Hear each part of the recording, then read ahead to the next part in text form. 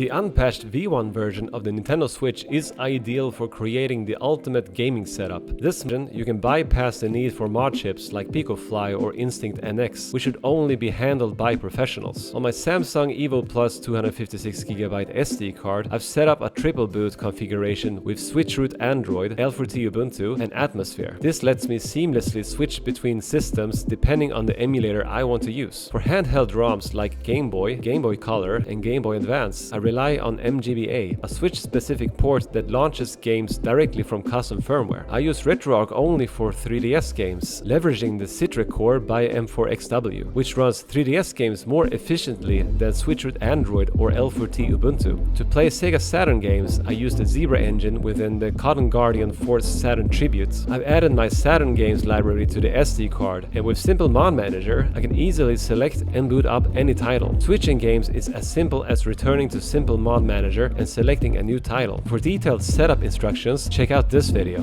Switchroot Android transforms the Nintendo Switch into a tablet complete with Google Apps, providing optimal performance for Dreamcast, Nintendo 64, Nintendo DS, PlayStation, and Vita games. For Dreamcast, I use the Redream app, which requires no controller configuration or BIOS files. Just add games and play. With a 96% compatibility rate, Redream's premium version also supports 1280 by 960 resolution for enhanced visuals. The Nintendo 64 emulator MuPen 64 Plus FZ offers sharper graphics at 1440 by 1080 resolution and reduced stuttering. Its adjustable emulation profiles further optimize performance for specific games. Drastic is my go-to DS emulator, offering authentic touchscreen functionality. Holding the Switch vertically mimics the feel of a real DS, and some titles, like Zelda Phantom Hourglass, can even be patched for D-pad controls. DuckStation is excellent for PS1 games, supporting 1080p upscaling, 2x multi-sample anti-aliasing, and PGXP corrections to stabilize the wobbly graphics typical of PlayStation titles. It handles a wide range of classics, including Parasite Eve 2, Xenogears, and Vampire Hunter D. For PlayStation Vita, I use the experimental Vita 3K emulator. While compatibility is limited and features like button remapping and save states are absent, it's an exciting glimpse into future Vita emulation. For more on playing with Switchroot Android, watch the linked video. L4T Ubuntu is a Linux-based operating system from NVIDIA's Linux for Tegra project. It supports overclocking the Switch up to 2.09